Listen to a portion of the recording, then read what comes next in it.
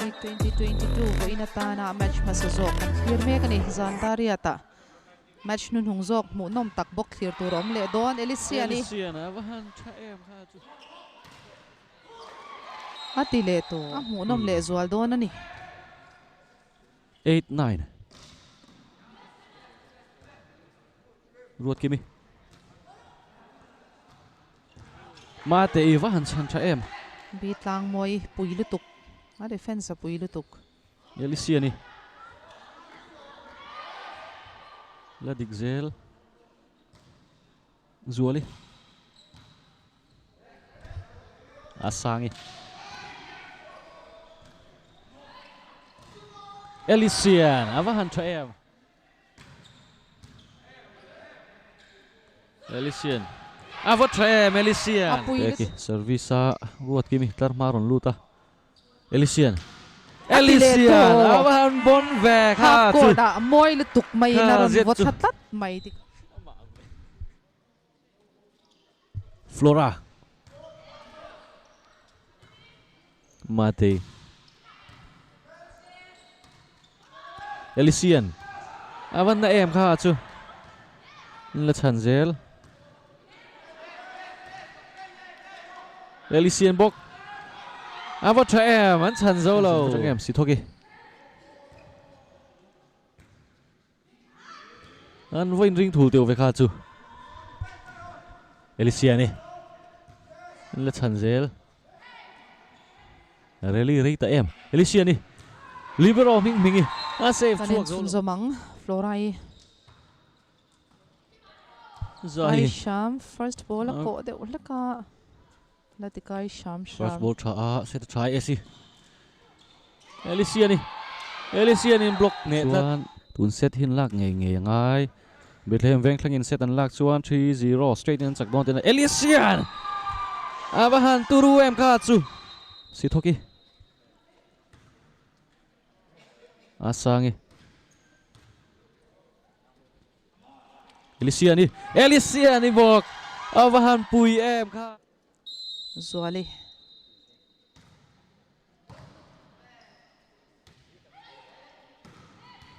harit lang ha zot mai ball first ball tha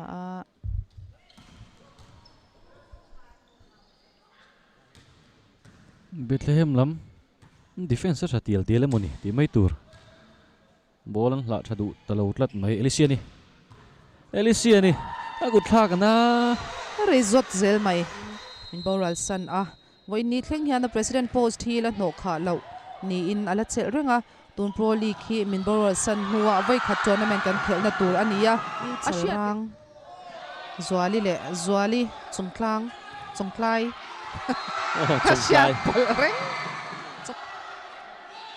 la chan ram Elysian tlarma oma defense of what em kha chu zuali la digzel rini Elysian bok Elysian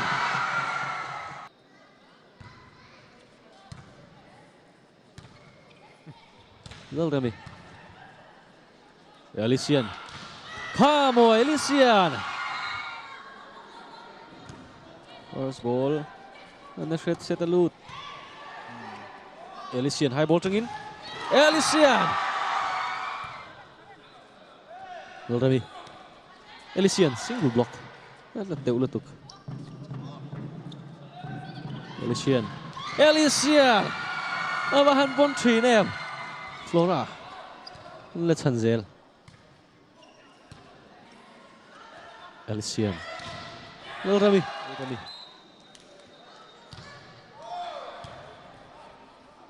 Elysian high ball in Elysian abahan pui em kha chu rini tang khan in ring tro po in chatakalak chi ni lo reng analutu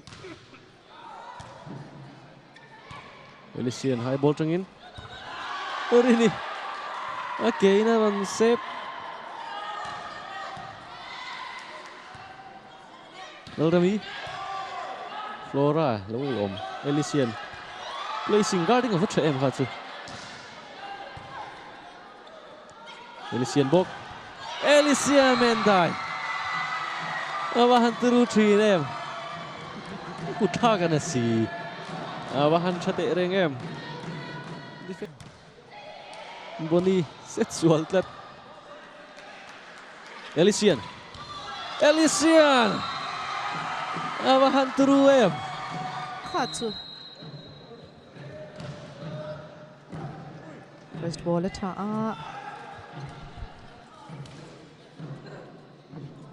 Rini Flora awahan chan tem to em Elysian Flora first ball tha set tha Rini Sithok chan tha 3 em Elina Elysian Lal Rami Lo om Charnat Rini Elysian bok Elysian Chong tlai Rini placing Elysian Kamo Elysian high ball Rini Elysian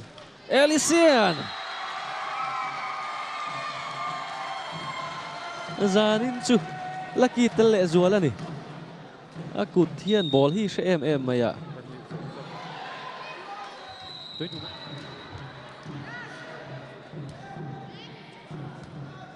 Rini Lachana Elysian Lachanzel fast ball tha set tha Elysian straight set 3-0 in chakzok anitani Muani captain service so hemai fast ball tha high ball Elysian high ball to win point na set lu deu ma amoni dutei Elysian ibok Sithoki Somi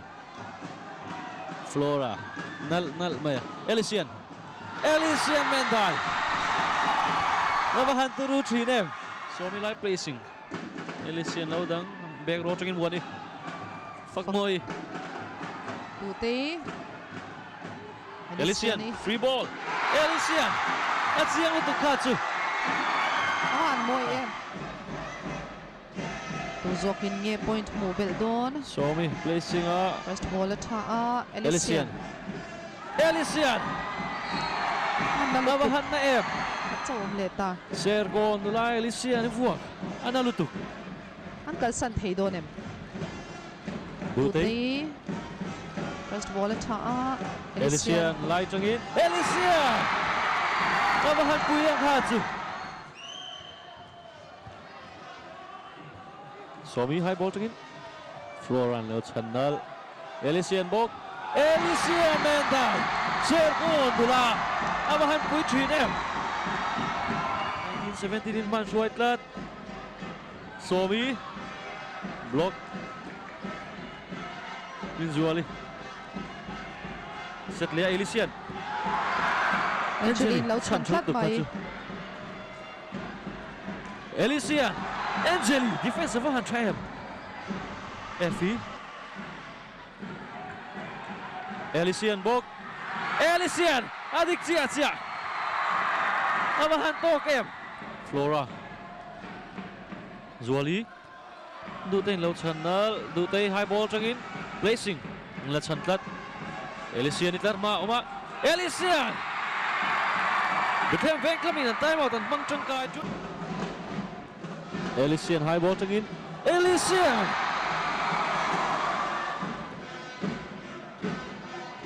Dutay Flora Elysian Abahan pui 3 em Elysian andang lei thei lo tlat mai Flora Dutay placing Elysian bok point một zoom zoom don Angeli lâu chân lệ tát Elysian Angeli ball chân thì em pon là phụ thầy lâu Elysian nupui duat lai ni Elysian high ball ringin Effie lâu chân tát Elysian net aku lak Elysian chân tát Effie Elysian Angeli Elysian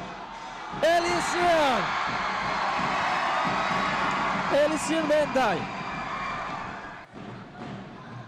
Somi easy ball Elysian Mula final hian point riat ta muton ini hian Elysian Aman pui em Elysian high ball in Somi naron chan mai fast ball na shed Aladik Zel Angeli Lathendika Elysian nandang zolo tat 1923 ni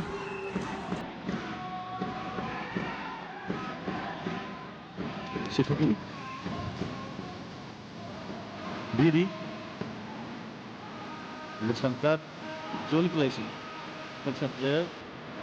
Elysian Interma Dinga Elysian 24 match point 19 and the Championship point Anita Didi Lechankat Elysian Terbaik Elysian Interma